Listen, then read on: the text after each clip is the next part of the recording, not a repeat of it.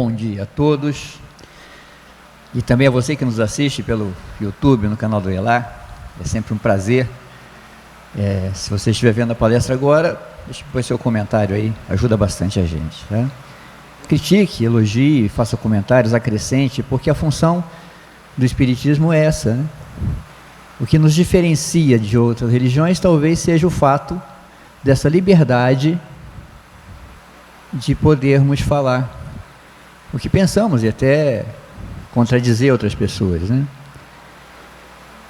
Nessa linda manhã de domingo, estamos aqui para falar mais uma vez sobre a fé.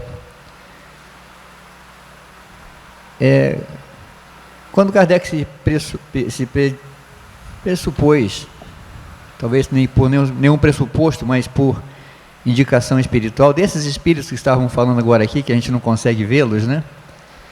Eu particularmente não consigo vê-lo. Claro que eu acredito que sim, que eles estejam por aqui.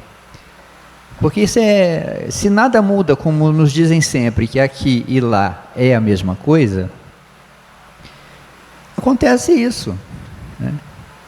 Tem gente que resolve ir para um local e vai até lá. Às vezes é necessário ir até aquele local, mas a pessoa não quer ir, né? Mas também não dá mais para retornar, então fica nesse meio caminho. Então existem, ir ao encontro depois do desencarne, a sua vida espiritual, é também uma opção, né? E tem gente que pode não fazê-lo, porque não quer, não, por despreparo, por não ter tido uma capacidade na vida da experiência encarnada suficiente para isso, para essa compreensão. Porque é para isso que nós estamos aqui, para buscar essa compreensão. Para que se chegue até esse local, para que se cumpra o destino a partir do desencarne, e que possa se fazer presente, por exemplo, numa reunião dessa, ou numa sala mediúnica, é preciso ter fé. Para viver é preciso ter fé, né?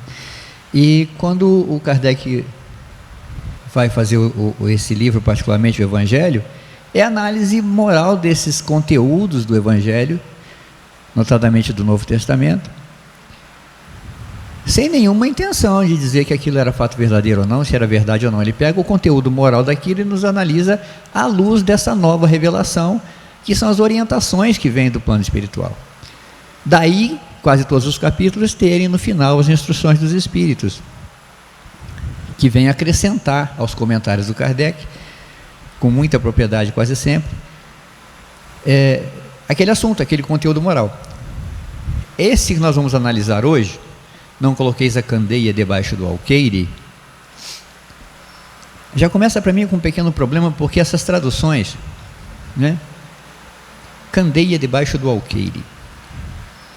A candeia é muito difícil de entender, né? Que é uma lamparina, que nós aqui no interior chamamos de lamparina, né? Algo que produz uma pequena chama, uma pequena luz, mas que ilumina, né? E a gente chama de candeeiro, né? Mas o candeeiro, na verdade, é o suporte onde se colocava a candeia, que era a iluminação. E alqueire, imediatamente falar em alqueire, a gente pensa em um pedaço de terra, né? Uma quantificação de terra. E na verdade é bem isso também que acontece aqui, porque a época de Jesus, o alqueire era uma cesta um balaiozinho feito de palha, e que era feito igualmente, porque a fonte de medida para fazer esse balaio era uma pedra bem côncava, que eles iam lá, encaixavam ali e faziam. Então era sempre muito igual. Enchia-se aquele cesto, que chamava alqueire, né? Esse cestinho chamava alqueire, nós chamamos balaio, eles chamavam alqueire. Enchia aquilo de semente e ia vender. Então o cara enchia aquilo de semente de milho, aí ele vendia um alqueire de milho. A relação que existe, que nós chamamos hoje de terra, é porque quando ele chegava com um cesto daquele, as pessoas sabiam quanto ele tinha de terra. Por quê? Para se produzir um cesto daquele de semente, precisava, por exemplo, de 1000 metros quadrados. Então, daí vem a designação de alqueire. Nós chamamos hoje, porque se sabia que para produzir uma cesta daquela de semente, precisava de uma quantidade de terra. Isso foi quantificado, então hoje nós chamamos alqueire de uma quantidade de terra, mas para eles era uma unidade de medida.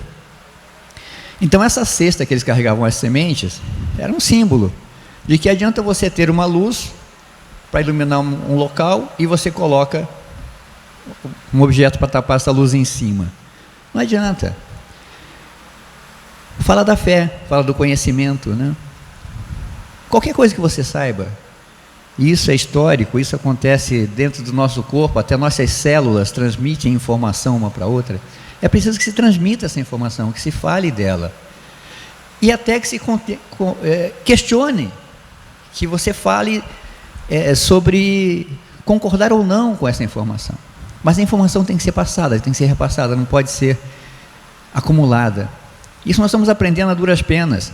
Antigamente as informações científicas, por exemplo, eram restritas. Hoje não, as comunidades científicas dialogam entre si para ampliar essa informação, né? Um dos meus grandes amigos foi um escritor, até ligeiramente famoso, Pedro Nava, autor de Baú de Ossos. Ele acabou se matando. Era meu vizinho de apartamento, de prédio, né? Conversava bastante com ele, ele ficava numa pracinha ali no Rio de Janeiro, perto de onde eu morava, na Praça Paris. E um dia ele estava bastante deprimido, uns 3 dias antes dele se matar. Eu falei: e aí, Pedrão, como é que está? Certinho? Ele: estou bem, Marinho. Você está muito triste, o que você foi? Eu às vezes me sinto como se nada soubesse. Eu falei: mas Pedro, você é autor, você chegou a ser candidato a membro da Academia Brasileira de Letras, o conhecimento que você tem é absurdo, cara. Ele falou assim, ele me disse uma frase que para mim foi uma das mais amargas que eu já ouvi. Ele disse: Marinho, tudo o que eu sei são 2 imensos faróis virados para dentro. Jamais esqueci essa frase e aquela dor que estava. 2, 3 dias depois ele acabou suicidando-se com um tiro na cabeça. E um outro grande escritor, Mário Quintana, poeta, dizia que quem se mata com um tiro sai da vida batendo com a porta. E acho que foi isso que ele fez. Então, porque tudo que ele sabia, ele não conseguia expor, não conseguia transmitir. Isso causava um grande problema nele. Assim é com a nossa fé. Se nós não manifestarmos a nossa fé, não colocarmos ela para iluminar, nada vai disso. E aqui tem uma coisa legal nessa passagem também, que é quando os apóstolos perguntam a Jesus por que ele falava dessa maneira, por parábolas, né? Por que você usa esses símbolos, alqueire, candeia? Ele não fala direto para eles, né? Bem bacana isso, que serve para a gente também. Então, começando nesse capítulo 24, dando sequência às aulas, a gente inicia por esse item. Por que fala Jesus por parábolas? Nem os que acendem uma luz, uma luzerna, nem os que acendem uma luzerna a metem debaixo do alqueire, mas põe-na sobre o candeeiro, a fim de que ela dê luz a todos os que estão na casa. Quem em casa, você no quarto, você não vai colocar uma coisa em cima da luz. Ninguém, pois, acende uma luzerna e cobre com alguma vasilha, ou a põe debaixo da cama. Põe-na assim sobre um candeeiro, para que vejam as luzes que entram. Porque não há coisa encoberta que não seja de ser manifestada, nem escondida, que não haja de saber-se e fazer-se pública. É uma passagem de Lucas, capítulo 8. Tem uma outra. E chegando a ele, os discípulos lhe disseram: por que razão lhes falas tu por parábola? Ele respondendo, lhes disse: porque a vós outros vos é dado saber os mistérios do reino dos céus, mas a eles não é concedido, porque ao que tem lhe dará, e o que tem em abundância, mas o que não tem, até o que tem lhe será tirado. Isso é uma outra frase da Bíblia que dá uma polêmica danada, né? Mas por que ele dá e depois tira? E ainda tira do que não tem para dar para quem tem mais, né? Parece uma coisa um pouco injusta de Jesus, mas vamos tirar essa dúvida daqui a pouco. Por isso é que eu lhes falo em parábolas, porque eles vendo não veem, e ouvindo não ouvem, nem entendem. De sorte que neles se cumpre a profecia de Isaías, que diz: vós ouvireis com os ouvidos e não escutareis, e olhareis com os olhos e não vereis. Porque o coração deste povo se fez pesado, E os seus ouvidos se fizeram tardos, e eles fecharam os seus olhos, para não suceder que vejam com os olhos e ouçam com os ouvidos, e entendam no coração, e se convertam e eu os sare. Quer dizer, não adianta ficar falando para quem não tem ouvido para ouvir, para quem não tem olhos para ver. Às vezes a gente se pega nisso, mas já te falei, isso vale para tudo em casa. Com os nossos filhos, quem os tem sabe disso. É a frase de mãe mais falada no mundo: eu já te falei mais de 1000 vezes. Não, falou no máximo umas 900, não chega. Mas fala, e a criança não escuta. Por quê? Porque não está na maturidade, não está no tempo ideal para ouvir e compreender aquilo, né?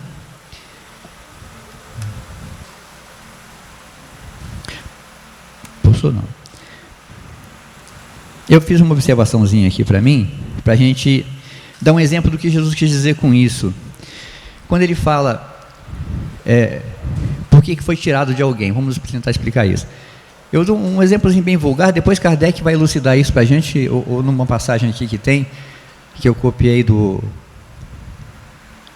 uma instrução que um espírito dá, com muito mais inteligência que a minha, mas enfim, isso só para elucidar de uma forma mais rasteira. Digamos que você tenha 3 funcionários, você peça para que eles façam um buraco, tá? Precisa cavar um buraco lá por algum motivo na sua propriedade. E você pega para o primeiro e dá para ele uma cavadeira. Olha, essa cavadeira é muito eficiente, ela é muito boa, usa a cavadeira. Para o outro fala assim: olha, você sabe que ele não é assim tão bom no uso de um equipamento, toma aqui um enxadão para você. Use esse enxadão, vai dar certo. O outro, que era mais fraquinho, fala o seguinte: ó, fica com essa pá, você vai usar só essa pazinha aqui, vai fazendo só o contorno do buraco, mas vai fazendo tranquilo aí. O primeiro pega a cavadeira, que é uma bem eletrônicazinha, vai começar a trabalhar direitinho, o enxadão com um pouco mais de dificuldade, mas também trabalha. E o terceiro fala: não quero enxadão, não quero pá coisa nenhuma, comigo trabalha na mão, meu irmão. Eu não quero saber desses negócios não, fica me dando, começa a limpar o terreno com a mão mesmo, começa a mexer ali, fala: não vou fazer isso porque eu não gosto de equipamento, não gosto, meu negócio é a mão. Aí quando você volta, o que estava com a cavadeira fez um buracão enorme, do enxadão fez um buraco mais ou menos, e o outro não fez nada, porque ele não quis usar aquela ferramenta. O que você vai fazer? Bom, já que você não quer usar, presta essa pá aqui, eu vou levar para o cara que está com a cavadeira, porque ele já cavou bastante, ele precisa tirar a terra do buraco. Você espera um pouquinho, a hora que você entender como é que pode ser usada uma ferramenta, eu te devolvo, te dou a pá. Mas nos é dado, isso vale para o campo espiritual. A proposta que nos é dada é bem forte por Jesus. Mas se você não usar, não vai ser tirado de você, vai ser investido em alguém que possa adiantar o progresso até dessa pessoa que não quis, para que ela volte a compreender. Eu pensei também num exemplo com livros. Se você dá 5 livros para uma pessoa ler, como é o caso da parábola, 2 para outra e 1 para outra, se ele não quer ler aquele livro, passa para o cara que gosta de ler, que tem 5. Espera, vai chegar o tempo dele gostar de livros e ele vai ler. Não existe maldade nisso, existe grandeza nessa. Porque, como observa aqui o livro, causa estranheza ouvir Jesus dizer que não se deve pôr luz debaixo do alqueire, ao mesmo tempo que esconde toda hora o sentido de suas palavras sobre o véu de alegoria, que nem todos podem compreender. Ele se explica, entretanto, dizendo aos apóstolos: eu lhes falo em parábolas porque eles não estão em condições de compreender certas coisas. Não é castigo de Deus, nada disso. Eles veem, olham, ouvem e não compreendem. Assim dizer-lhes tudo ao menos agora seria inútil, mas a vós digo porque vos é dado compreender esses mistérios. Ele procedia, portanto, para com o povo como se faz com as crianças, cujas ideias ainda não se encontram desenvolvidas. Aqui tem um ponto a ser observado. Mas a vós os digo porque já vos é dado compreender esses mistérios. Olha que responsabilidade que ele coloca para a gente. Porque a gente, quando escuta essa parábola, a gente se enquadra facilmente em quem ganhou 5 talentos, né? Quem ganhou 2. A gente nunca pensa que a gente é o cara que não ganhou nenhum, né? Que ganhou um só e vai ser tirado. Então, por quê? Porque nós temos realmente essa sensação de termos uma experiência já espiritual, né? Renovando e insistindo nessa observação, da primeira à última letra dos evangelhos, só se fala de espírito, só se fala de coisas espirituais. Os exemplos que Cristo dá, usando formas materiais, era porque para aquele povo naquela época, assim tinha que ser, dada a compreensão deles. Mas todo o ensinamento fala da parte espiritual, mesmo quando cita coisas materiais. Quando a nós vem essa sensação de que já sabemos alguma coisa, imagina a responsabilidade que é. Olha, vocês já sabem, eu dei a vocês os talentos, se não usar, eu vou ter que transferir para quem sabe usar. Dessa maneira, indica o verdadeiro sentido da máxima: não se deve pôr candeia debaixo do alqueire, mas sobre o candeeiro, a fim de que todos que entram possam vê-la. Ou seja, tudo que nós sabemos não pode ficar só para a gente, tem que ser exposto, tem que ser divulgado, tem que ser falado, tem que ser promulgado. Se a pessoa não vai ouvir, aí é uma outra situação, para que não façamos como meu amigo Pedro Nava. Ela não diz que tenhamos que revelar inconsideravelmente todas as coisas, pois todo ensinamento deve ser proporcional. Obrigado, Meire. Deve ser proporcional à inteligência de quem o recebe, e porque há pessoas que uma luz muito viva pode ofuscar sem esclarecer. Isso é grande verdade, né? Luz demais cega. Acontece com os homens em geral, o mesmo que com os indivíduos. As gerações passam também pela infância, pela juventude e pela madureza. Cada coisa deve vir a seu tempo. É assim, é no indivíduo e é de maneira geral, porque estamos juntos nesse avançar, nessa coletividade de busca, um dependendo do outro, não há outro caminho. Não adianta me refugiar no alto de uma montanha e ficar em oração. Eu morava no Rio de Janeiro, ao lado pertíssimo do convento das Carmelitas Enclausuradas, né? Eu ficava me perguntando, meu Deus, o que essas moças fazem aí dentro? Ficam em prece o tempo todo rezando para Deus. Que bacana, deve ter lá a sua virtude. Mas eu não consigo entender muito o resultado prático disso, né? Imagina alguém que fica do seu lado o tempo todo falando: você é bonito, você é lindo, você é maravilhoso, como eu gosto de você, que legal que você é, bacana, você é lindo, maravilhoso. Aí você fala: minha filha, eu estou com uma dor aqui no peito, você é lindo, você é maravilhoso, você é demais, meu pé está doendo, você não pode fazer alguma coisa? Não, você é lindo, você é maravilhoso. Para com isso.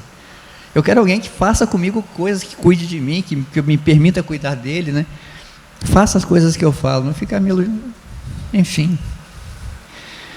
Pois a sementeira lançada à terra fora de tempo não produz, mas aquilo que a prudência manda calar momentaneamente, cedo ou tarde deve ser descoberto. Olha que fantástico isso. Aquilo que a prudência manda calar momentaneamente, cedo ou tarde deve ser descoberto. É o caso de tirar aquele talento daquele que só tinha um. Sim, calma, espera, daqui essa pá, vou dar para o outro ali, daqui a pouco você vai entender. E aí, quando pelo livre-arbítrio, pela experiência, pelo desenvolvimento da inteligência, que é a nossa máxima do espírito, a gente consegue entender. Ele já nem vai dar a pá, mas vai dar logo a cavadeira. Vai, agora você entendeu, né? Recupera seu tempo. Porque chegando a certo grau de desenvolvimento, os homens procuram por si mesmo a luz viva, a obscuridade lhe pesa. Como Deus lhe deu a inteligência para compreenderem e se guiarem entre as coisas da terra e do céu, eles querem raciocinar a sua fé. É então que não se deve pôr a candeia debaixo do alqueire, pois sem a luz da razão a fé se enfraquece. Um novo recadinho para a gente, né? Mas eu vou falar para aquele povo, ele não entende nada.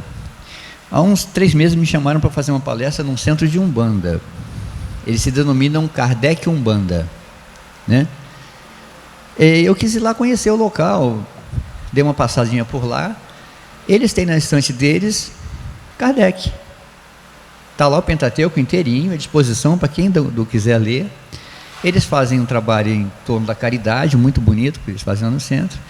Eu falei: mas vocês atuam em que área? Não, nosso negócio aqui é cura. A gente trabalha muito com a busca da cura através dos espíritos, né? Principalmente de pretos velhos e tal. Eu falei: legal, agora a minha palestra aqui vai ser, se eu fizer, vai ser em cima de Kardec, sobre pode falar o que o senhor quiser aqui. Nós vimos sua palestra na internet, achamos muito bonitinho. Vai ser um prazer. O mês que vem eu vou lá falar para eles. Vocês começam a rezar por mim, que eu não sei se eu saio vivo de lá ou convertido. Mas por que eu não iria, né? Como está dizendo aqui, você tem que falar, você tem que comunicar. Já que nós temos esse talento que nos foi dado, esse dom, vamos falar disso. Há tempo, essa semente fica plantada. Como a mãe ele repete para o filho, quem de nós hoje não lembra? Ou já não disse bem que minha mãe falou, né? Então, fica na semente. Uma hora ela vai germinar, porque nos é dado o dom da inteligência e a gente vai perceber isso, né? E a gente vai querer raciocinar. Aqui ele nos orienta sobre isso que ele falou, a revelar no capítulo 19, no item 7. Eu não pus ele na íntegra, mas é muito bacana, porque olha que ele fala da fé, dessa fé de poder ser pungente, como ele nos fala aqui, ó. Eles querem raciocinar a sua fé, então, que não se deve pôr o candeeiro debaixo do alqueire, né? Sobre essa fé raciocinada, disse vulgarmente que a fé não se prescreve, de onde resulta alegar muita gente que não lhe cabe a culpa por não ter fé. Sem dúvida, a fé não se prescreve, mas o que ainda é mais certo se impõe. Não, ela se adquire e ninguém há que esteja impedido de possuí-la, mesmo dentre os mais refratários. Falamos dos verdadeiros espirituais básicos, e não de tal ou qual crença particular. Não é a fé que compete procurá-los, é a eles que cumpre ir-lhe ao encontro, e, se a buscarem sinceramente, não deixarão de achá-la. Aqui ele fala que tem gente que fala, não tem a culpa de não ter fé. Nada me corrobora para isso, não, mas não é você, que a fé não tem que vir a você. Você que tem que ir em busca da sua fé, porque isso se dá pela razão e pela inteligência. E continua. Em certas pessoas a fé parece, de algum modo, inata, é própria dele. Uma centelha basta para desenvolvê-la. Essa facilidade de assimilar as verdades espirituais é sinal evidente de anterior progresso. Em outras pessoas, ao contrário, elas dificilmente penetram, sinal não menos evidente de naturezas retardatárias. A resistência do incrédulo, devemos convir muitas vezes, provém menos dele do que da maneira por que lhe apresentam as coisas. A fé necessita de uma base que é a inteligência perfeita daquilo em que se deve crer. E para crer não basta ver, é preciso sobretudo compreender. A fé cega já não é deste século, tanto assim, aqui ele fala desse século já no século XIX, né? Imagina hoje com o conhecimento que temos. Tanto assim que precisamente o dogma da fé cega é que produz hoje o maior número de incrédulos, porque ela pretende impor-se exigindo a abdicação de uma dos mais preciosos prerrogativos do homem, o raciocínio e o livre-arbítrio. Não adianta querer impor fé. Isso leva muita gente a não ter fé, né? Você tem que ser assim. Que tem o quê? Tem que nada, né? Você tem que expor. E aí, aqui cabe uma das máximas da nossa religião, que é o exemplo, que é um grande imã da alma. Torne-se exemplo. Você não precisa falar uma palavra, não precisa falar, leia a Bíblia, leia Kardec, leia nada, acredite no que eu te falo. Não. Porque se você não for assim, se você não for o exemplo, de nada acontece, né? Isso tem que ser de uma maneira muito natural. Porque também acontece, é muito fácil identificar, por exemplo, uma pessoa evangélica indo para o culto. Vai estar provavelmente de terno, de vestido longo, com coque na cabeça, com a Bíblia debaixo do braço. É evangélico, a gente já caracteriza logo, né? Como é fácil identificar um executivo que está andando pela rua, ou um mendigo, pelo jeito de ser. Mas será que as atitudes dessa pessoa, se ela se despir desses símbolos, ela continua sendo uma pessoa de fé? Então você tem que ser você mesmo e ser um exemplo, pela caridade, bondade, somente assim. Não admitindo provas, a fé deixa no espírito alguma coisa de vago, que dá nascimento à dúvida. A fé raciocinada, por se apoiar nos fatos e na lógica, nenhuma obscuridade deixa. A criatura então crê porque tem certeza, e ninguém tem certeza senão porque compreendeu, né? Eis porque não se dobra a fé. Fé inabalável só é a que pode encarar de frente a razão em todas as épocas da humanidade. É fantástico isso. A esse resultado conduz o Espiritismo, pelo que triunfa da incredulidade sempre que não encontra oposição sistemática e interessada. Eu adoro quando me questionam sobre o Espiritismo. Tem algumas pessoas que adoram fazer isso comigo. Tem pelo menos 3 ou 4 pessoas que, onde me encontram, e isso, né? E é um perigo, porque eu não tenho essa profundidade de conhecimento, mas Jesus está sempre amparando.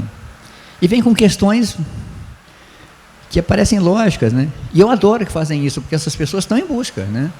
Isso fora e aqui dentro. Acho que foi na última aula que Mary fez uma pergunta bacana: por que nos países europeus, notablemente nos Países Baixos, a qualidade de vida é fantástica, né? E o Brasil é essa coisa desagradável, né? Eu falo, a pergunta não é porque é assim, a pergunta é por que eu nasci aqui, né? Por que eu não nasci lá? Deus não gosta de mim, não vai com a minha cara? Não, então esses questionamentos são legais. A gente tem que fazer e estar pronto para explicar e conversar com as pessoas. E quando não souber, ter a grandeza de falar não sei e aí ir em busca da resposta, né? Voltando então ao Evangelho. Se a providência, portanto, na sua prudente sabedoria, não revela a verdade, senão gradualmente, é que vai sempre desvelando à medida que a humanidade amadurece para recebê-la. Ela mantém a luz em reserva e não debaixo do alqueire. Percebe? Vai sendo revelado. A gente fala, nossa, Jesus naquele tempo não falou tudo porque aquele povo não tinha capacidade para conhecer. Nem hoje. Nem hoje nós temos. Tenho convicção pessoal e coletiva, desse inconsciente coletivo, de que nem hoje. Se Jesus viesse hoje, um monte de coisa ele não falaria, porque nós não temos ainda capacidade. Mas vai do nosso esforço, da nossa capacidade de assimilar o conhecimento para que possa ser revelado mais coisas, né? Ou seja, ninguém passa de ano sem estudar, né? Mas os homens que a possuem, em geral, só a ocultam do vulgo com a intenção de dominá-lo. Quem tem esse conhecimento e se retém para ele, é com a intenção de dominar o outro. São esses os que põem verdadeiramente a luz debaixo do alqueire. É assim que todas as religiões sempre tiveram seus mistérios, cujo exame proíbem.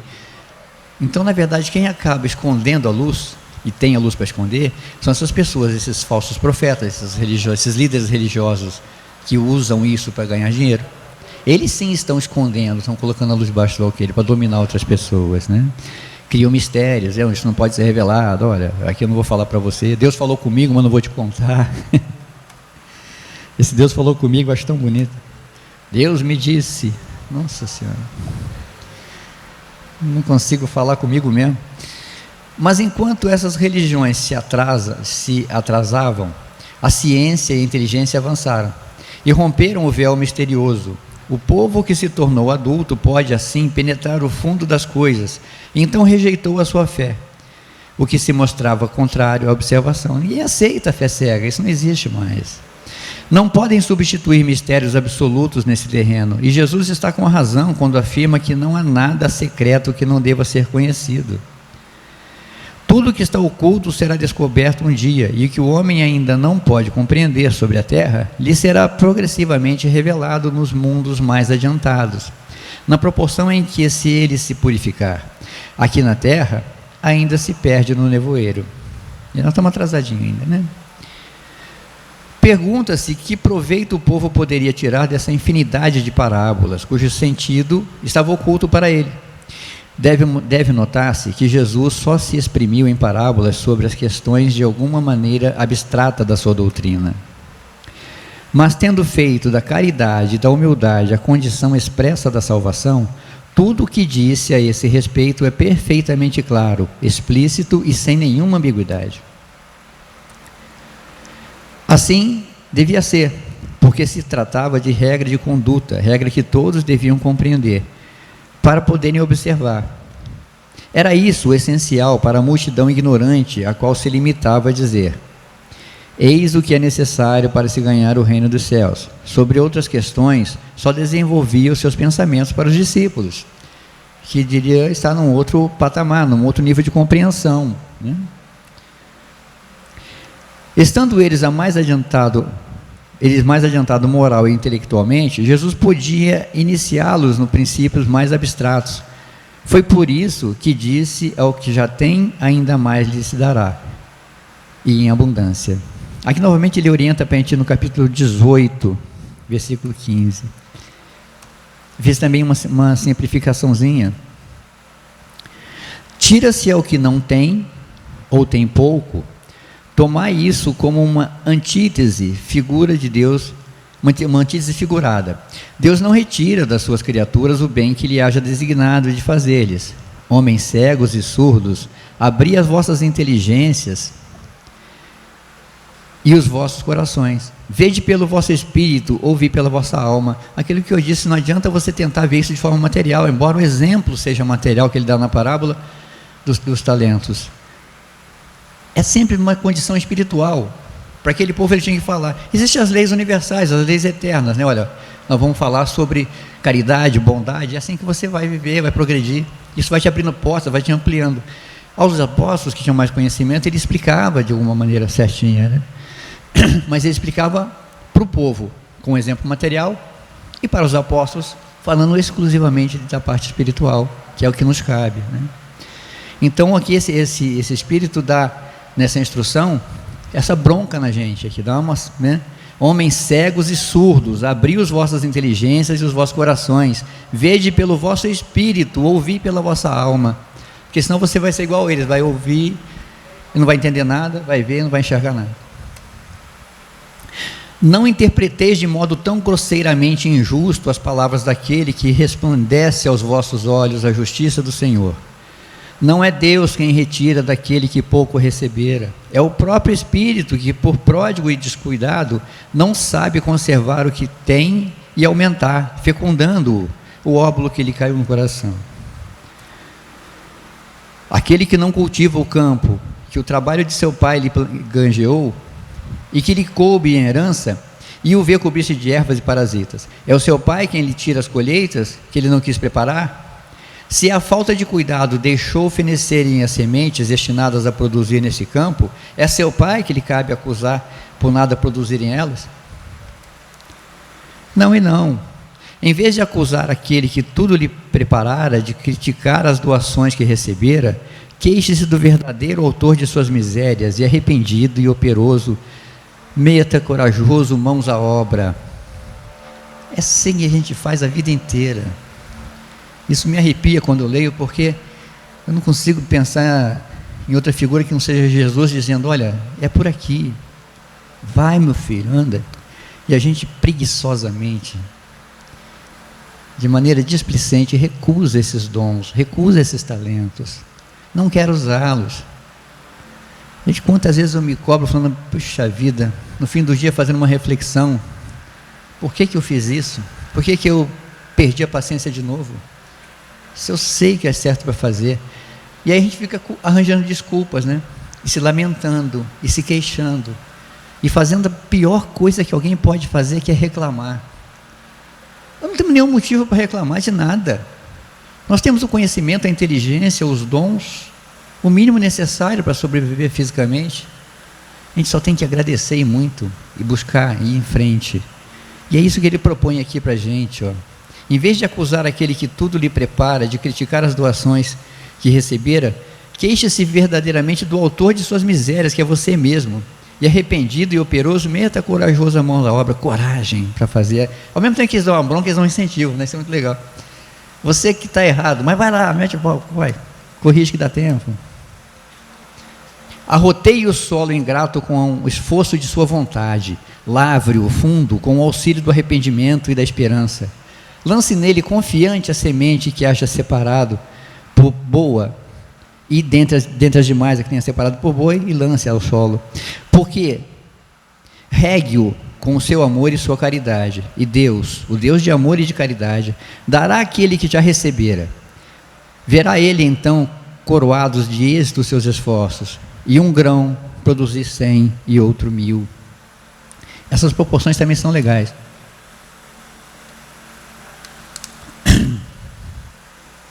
Uma caridade afasta uma multidão de pecados. Isso é a proporção que Deus nos dá em relação ao que a gente devolve, É fantástica, né? Muito mais do que a gente merece até. Voltando então ao Evangelho. Não obstante, mesmo com os apóstolos, tratou de modo vago sobre muitos pontos, cuja inteligência completa estava reservada aos tempos futuros.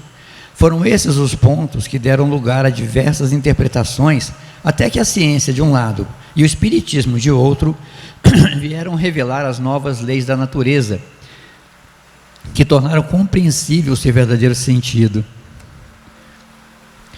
O espiritismo vem atualmente lançar a sua luz sobre uma porção de pontos obscuros, mas que não o fazem consideravelmente. Os espíritos procedem nas suas instruções com admirável prudência. É sucessivo e gradualmente que eles têm abordado diversas partes já conhecidas da doutrina, e é assim que as demais partes serão reveladas no futuro, à medida que chegue o momento de fazê-los sair da obscuridade.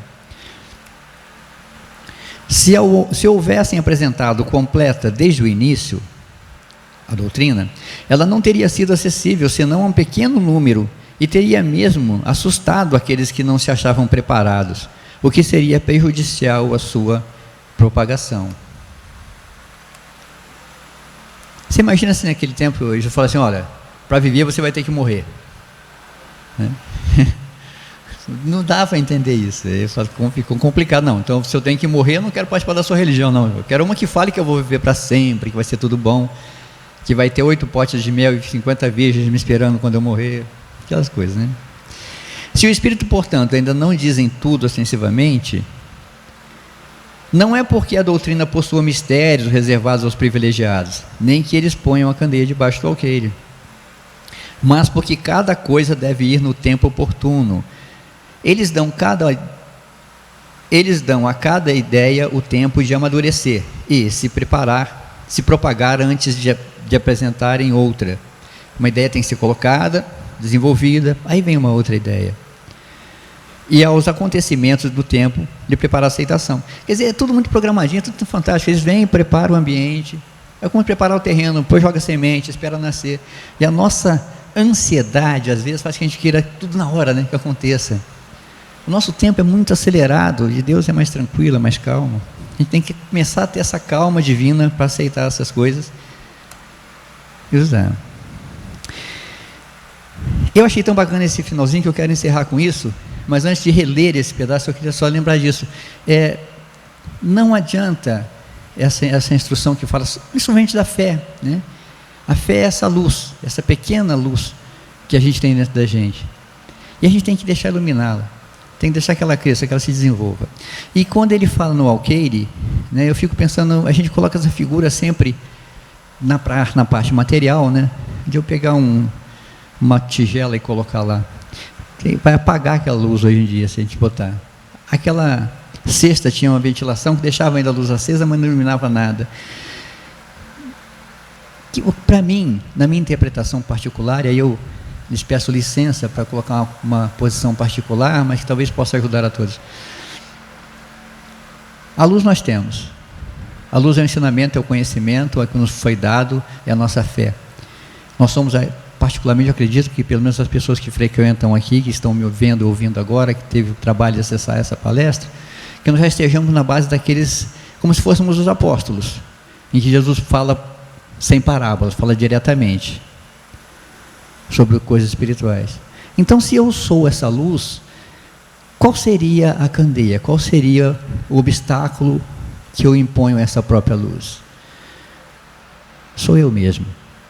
Eu sou a luz e eu sou a candeia. Eu me ponho obstáculos, eu me limito. Eu reconheço quando eu estou cometendo alguma coisa errada, eu reconheço quando eu estou fazendo alguma coisa que não é correta e insisto em fazê-la. Ou, pior, não me permito corrigi-la. Eu reconheço as minhas más inclinações, os meus defeitos, e permito que meus pensamentos continuem avançando nesse sentido. Eu sou dado a certas coisas pequenas, como fazer comentários maldosos sobre alguém, como me refutar a fazer um pequeno favor. Eu insisto em fazer a minha parte, mas não consigo ampliar e fazer um pouquinho mais para ajudar a parte do outro. Nesse instante eu sou a candeia. Então que nessa linda manhã de domingo depois de abusar da paciência dos senhores e das senhoras, deixa essa mensagem: retire de você mesmo a sua própria candeia, faça brilhar a sua luz, deixe que ela te ilumine, porque a partir da sua iluminação, a partir de você se sentir bem, você vai transmitir essa luz, você vai alçá-la ao candeeiro, e nós somos capazes de fazer isso, e somos tanto que esse espírito, que eu nem fui ver o nome, me desculpe aí, companheiro, mas que deixou essa mensagem que para mim foi muito fundamental nesse ensinamento.